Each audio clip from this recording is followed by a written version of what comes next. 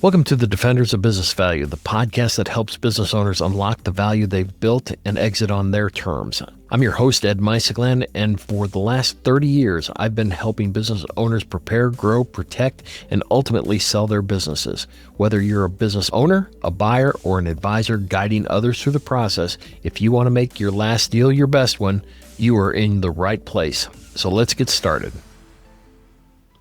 So I'm a little embarrassed on this one. I thought I was a pretty good student of this profession. And then I bumped into a webinar that the Exit Planning Institute was having about integrating Social Security benefits into an exit plan. And I'm like, all right, well, why would they be doing that? And what I didn't realize is just what an opportunity either that's missed or capitalized for the business owner. So most business owners, like every other American, have been paying into Social Security for decades. But when it comes to time to retire or exit, we have a plan on how to create that liquidity. But not many people are talking about how to maximize your Social Security. So today my guest is Thomas Drapala. He's a registered Social Security analyst and the director of strategic partnerships at the RSSA. He works with both business advisors and business owners to make sure that Social Security just isn't an afterthought, but a strategic part of this whole exit process. Here's the parts that got me. So 96% of Americans don't optimize Social Security benefits. And the average household, all right, this is the average household, leaves $111,000 on the table. All right. And then for business owners with liquidity events, tax planning needs, or spousal considerations as part of this whole process, that number likely is even higher. So in this episode, we dive into what are the common mistakes? What is this service that this guy offers? And we talked about a couple case studies and how to integrate this strategy in with the rest of your exit plan, because this is a real big deal that as a student of the profession, I regret that I didn't know more about this. So I'm certain, as I say with every episode, but this is a real important episode that I am certain that you are going to enjoy and learn a ton from my guest, Thomas Drapala. He's a registered Social Security analyst with the RSSA. Thomas Drapala, welcome to the show. Yeah, Ed, thank you so much for having me today. Excited to be here. Not as much as me, because as I was telling you before we hit record, I am so in the deep end of the pool, and I got to give credit where credit's due that I saw you speaking for the Exit Planning Institute. And I'm like, you know what? That makes so much sense to talk about Social Security as part of this whole exit plan. So that's where I want to start is I didn't even know this is a thing. So can you start at the beginning on how this is a thing for business owners thinking about exiting? Yeah, so, it's one of those things where I think people underestimate the importance of Social Security as far as retirement planning goes. So we could start there. There's over 2,000 Social Security rules. There's, many different types of benefits. There's eligibility factors. And this is just starting as an individual, not even talking about the business owner side. And 96% of people will actually leave money on the table, Social Security income, because they're uneducated. And again, that is just a regular individual person, not even considering the business owner side. And that has actually resulted in over $139,000 left on the table. And Ed, as you know, in retirement, that's pretty significant. It is. But how is it that no one knows about this? I mean, that's really my rub is like when I saw this, I'm like, oh my gosh, this makes total sense. And there's so many more smart people out there that are always threading the needle on how to maximize exit value. I'm like, why is this not been at the forefront? Because every retiring business owner has this issue. You know what I mean? Yeah. So, I'm a registered Social Security analyst. That's an RSSA designation that I received to learn all about the Social Security side, but we also learn about the individual business owner side and how people are, as a business owner, people don't really think about this that much, but you're paying self-employment taxes, Social Security and Medicare, which is 15.3%, because you're paying on behalf of the employee and the employer.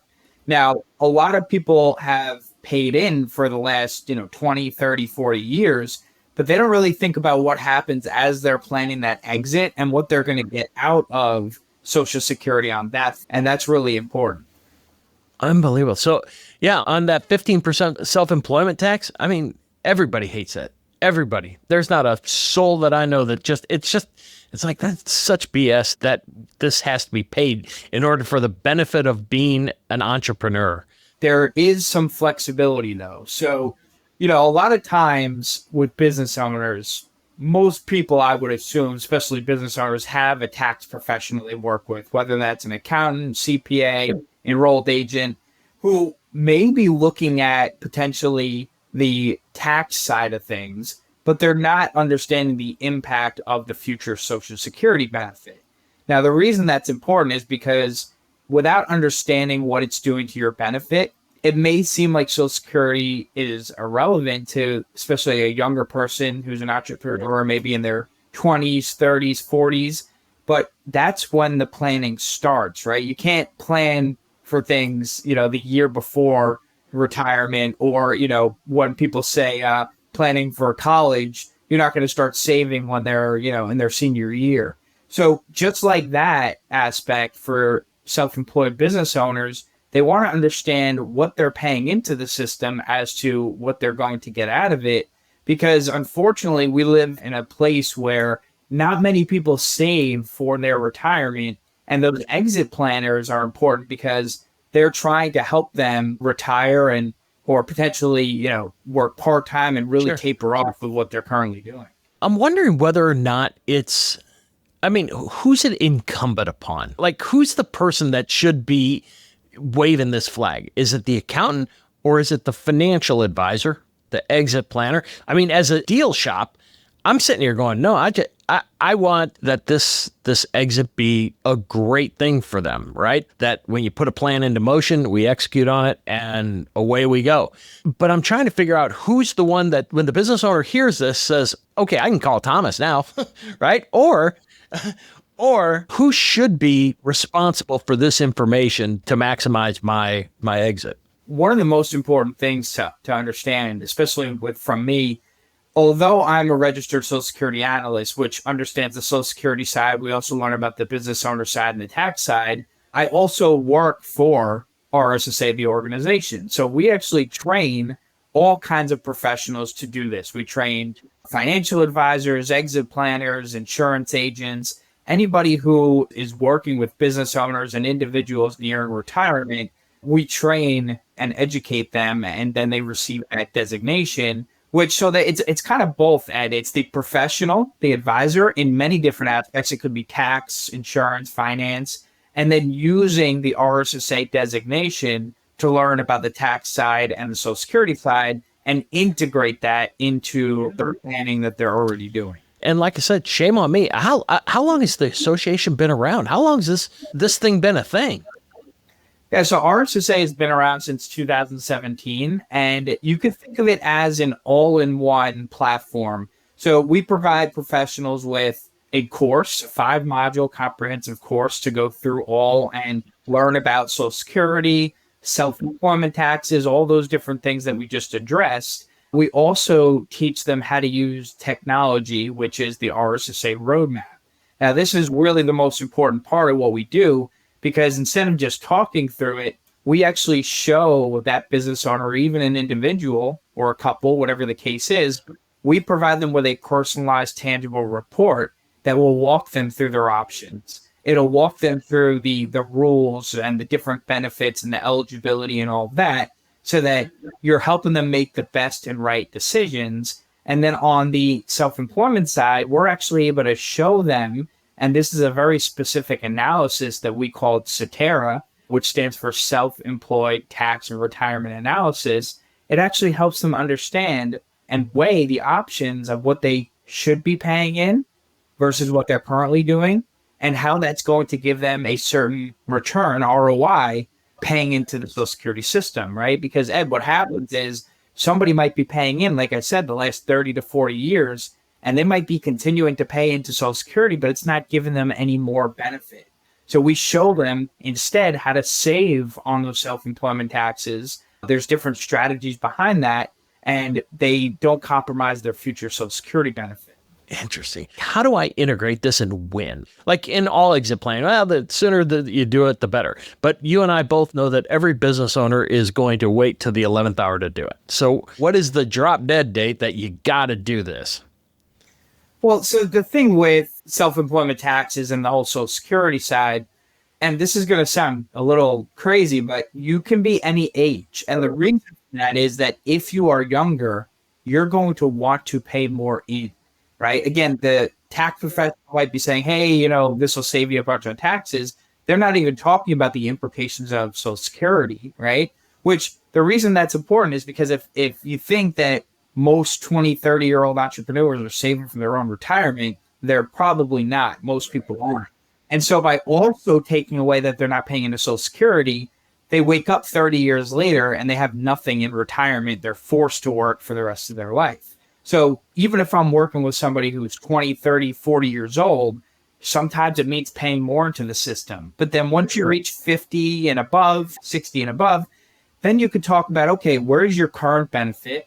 What is your current income? And how can we maneuver that in a way that's going to give you the best ROI, right? And like I said earlier, how much should you be paying in? And ultimately, what people don't realize is they might have already paid in the last 30 to 40 years.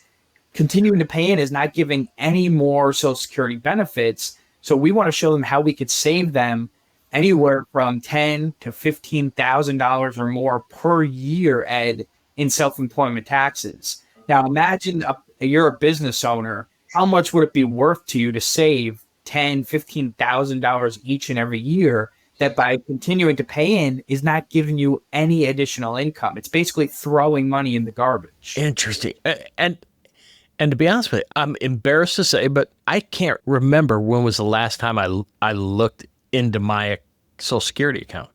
I have no idea. And shame on me. So I think that's probably everybody's first step is you need an account and you need to go look, right?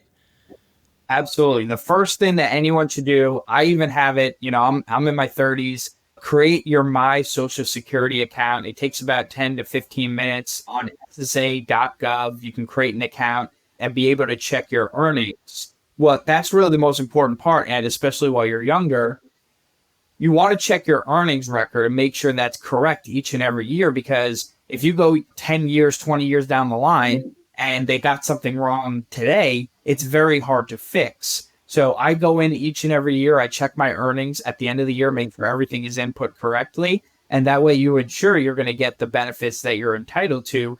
But the Social Security site also gives some other helpful information like benefit estimates and things like that. You don't want to rely solely on the estimate because it may not be that accurate, especially the younger you are. But that's why, as an RSSA, we help with, again, things like business owners and the best and right timing to claim and everything like that is all kind of put together.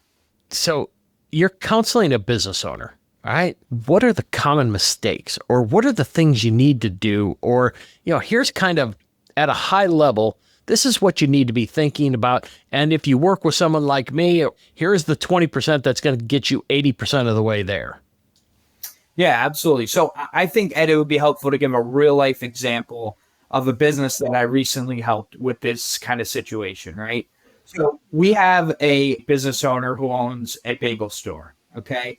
And what we're talking about with business owners is, and I'm going to use an S corporation as an example. Now, with an S corporation, this is where the self-employment tax and retirement analysis, the SATERA, really helps. Because with an S corporation, you could take a salary out of your business and you could take a distribution. Well, the salary is subject to the 15.3% Social Security Medicare tax, but the distributions are not. So if you're able to take some of that salary and put it towards the distribution, whatever that switch is, that's where you save that self-employment taxes. Now, there is something called reasonable compensation, where you have to pay yourself a reasonable salary so that there's no, obviously, red flags or audits or anything like that. But for this particular business owner, for the bagel store, there's no exact guidelines of reasonable compensation. Like there's no set laws. They do on the IRS website, they give you some recommendations as far as how much work do you do for the business, how many hours you're working, what kind of training and expertise you have, all of those different things. For this particular bagel store owner, he just owned it. He didn't actually run it. His sons ran it, and he's living in a different state. And so he's really not doing anything for the business. And so that was able to have him lower his salary a bit more than normally that he actually ran the business, right? And so we were able to save that business owner who didn't realize he was just throwing money away. I think we ended up saving him around $10,000 per year in self-employment taxes, planning to work another 10 years. That's $100,000 saved in something that was just going to get thrown away that didn't increase his benefit. Now, if he had to pay the difference into the $10,000, again, that's $100,000 in total. But think about, if you're working with your financial advisor, or if you are a financial advisor or an insurance agent, make that $100,000 work, right? Put that into something that is going to grow over the next several years so that when they do retire and finish that exit, it's going to give them not just the 100,000, but it's going to give them hopefully a lot more than that as well. Interesting. So what about audits? If I'm a business owner, I'm like, all right, I do some of this. What happens if I get audited, right? I mean, how clean of a thing is this? Well, so for me, I think doing this kind of planning should always be done either by or with that tax professional, right? Okay. So I won't do anything without working with that tax professional as well. Or if you are one already, this is a perfect fit, right? CPAs, accountants, they could fit this right into their business model. But again, for me and for many others that we train, you should really do this as a partnership with the tax professional of that client. Because one, they're going to make the ultimate decision of the change in salary versus distribution. But you always want, they have that background, right? They know what reasonable compensation can do and what it is. They have years of experience most of the time to understand that. And so you most of the time will ask that accountant or CPA, what is the lowest salary? What is the reasonable compensation that can go the lowest? Because you can always increase from there.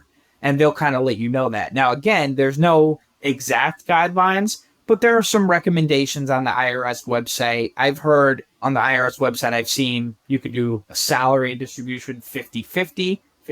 So if it was 100,000 total, you take 50,000 from each. I've heard 33 and a third, so maybe 33.3% salary and 66% distribution, depending on how much work you're doing for the business. So again, I wouldn't do this as a standalone. I would always partner with a tax professional who knows a lot more about that area.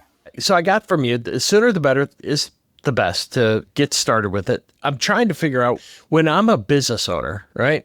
So back to the exit plan. It's just part of the exit plan, or is this something that a business owner should be thinking about doing themselves, like just to kind of explore and kind of tinker, or is it because I know a lot of business owners are like, man, I don't want to pay my accountant $400 an hour to look into this. Why don't I just let me just kind of dabble and see what we're talking about here? Is that true? Is that a good or a bad thing? Well, as far as doing it on your own, it's just like anything else, right? And business owners should understand that is you could technically try and do anything on your own, but the reason you go to a business or pay for a professional is because they know stuff that you don't, right? I'll give you a good example of that.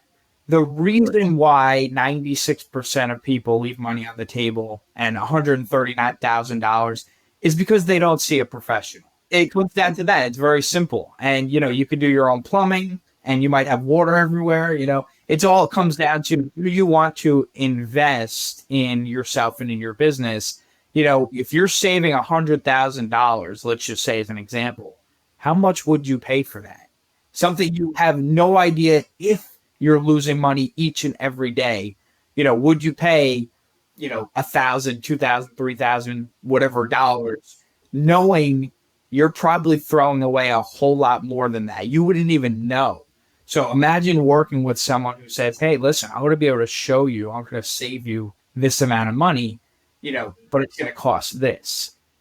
Business owners, I feel like, Ed, I feel like they understand that. I never really been any pushback from business owners if the price tag is higher.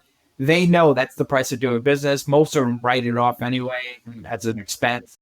A lot of the retiring business owners, right? And when I say retiring, they exit well past retirement age, right? So we're seeing a lot into their mid to late 70s, right? So, but they start taking Social Security the minute that they can. Is there any planning, or does the plan change at all when you do it, when that's your strategy? Well, so I would say if you're an exit planning professional, Social Security is a very universal topic, Ed, meaning that not every client has a 401k and Roth IRAs. They may, but almost every American will be claiming Social Security, right? So that is what we call the door opener to help clients. You can help them with the Social Security, knowing they're a business owner, and then introduce yourself after that as, hey, by the way, I can also help you plan your exit, right? So you're using Social Security as the way in the door, building that trust and relationship, and then saying, hey, I can also help you plan for your exit when the time comes to it. The business owner, let's just say it's 65 or 67. They start drawing Social Security, right? Now they're 70. Now they want to plan their exit. So now I'm going to plan my 2 or 3 years, and let's plan it, right? But it's already kicked in 3 to 5 years before they even show up at my doorstep. So I'm curious to know what happens with that, if anything at all. Yeah. So once you hit 70, obviously, that's it for Social Security on the Social Security side. But if you plan to continue to work, again, planning your exit, maybe you're going to work till 73 and it's a 3-year exit, whatever it is.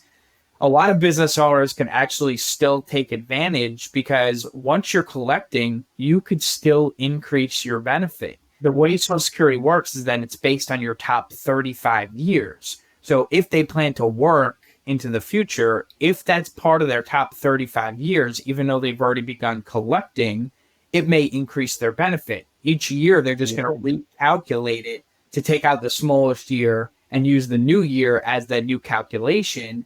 But at the same time, Ed, again, the same concept, the next 3 years that they plan to work, maybe that's not giving them any higher benefit. So you can actually tell them, hey, let's lower that salary. We'll save you on taxes. That way you're not throwing money Interesting. away. Well, and where I'm heading is that I know a lot of business owners that toward the end of their ownership journey, so to speak, it's hammered down and they are making as much money as they ever have because they see the finish line and they just start, I don't want to say making money. I think they just start finding more money to take out of the business. But I see that happening.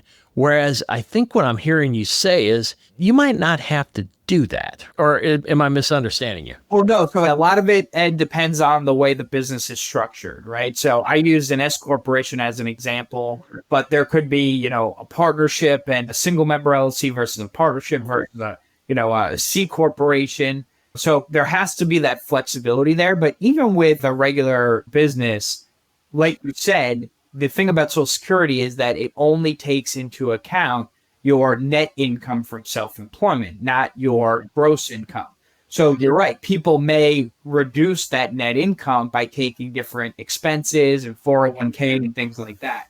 I'm trying to figure out when a business owner is planning for this and when they call you up, right? What should they expect? I know you have the door opener, and then we're going to kind of do just an exploratory conversation. But tell me from start to finish your process or what the business owner should expect. Yeah. So again, the initial conversation is to make sure there's a mutual fit, meaning that can I actually help what they're looking for? I go through some of the things I can help with. I learn more about them. They built that kind of relationship with me. And we make sure that we're just mutually a good fit. Once that is the case, Wait 1 second. How can you not be a good fit? I mean, aside from, all right, we have personality differences, but I mean, generally speaking, what am I looking for out of someone like you? And then pick up where you left off. well, so let's use regular Social Security as an example. We get inquiries that people need help with getting a new Social Security card, or they lost their, whatever. Those things obviously are not the scope of what we help with, right? We're more of the planning side. But again, at the end of the day, we like to make clients understand basically the services that we provide and the costs associated with that. And at the end of that, they're saying, okay, this is something I want to do and move forward with, or, this is not really for me. Now, a lot of that comes down to, are we showing enough value for the price? And for business owners, like I said, it's easier because, they're going to save a whole lot more money most of the time than what they're going to pay for a service like this. But kind of start to finish is, we want to understand what that current Social Security benefit looks like. So we would use, fact-finding information, gather their information, run an initial roadmap report that'll kind of help us understand where they're currently at today, as if they never worked another minute in their life, never earned any more income. We just want to see what it looks like right now.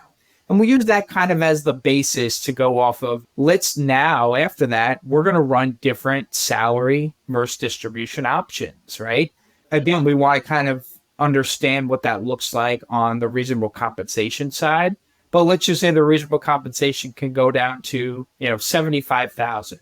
We're going to want to run 75,000 through potentially higher up than what they're currently getting, right? Just to run all the scenarios. And what we're going to end up providing to that business owner is a personalized report that starts on the business side and says, here's the salary and distribution option that's going to give you the best ROI, right? The most that you're going to get out of Social Security and the least paying in, or a certain amount paying in you're comfortable with.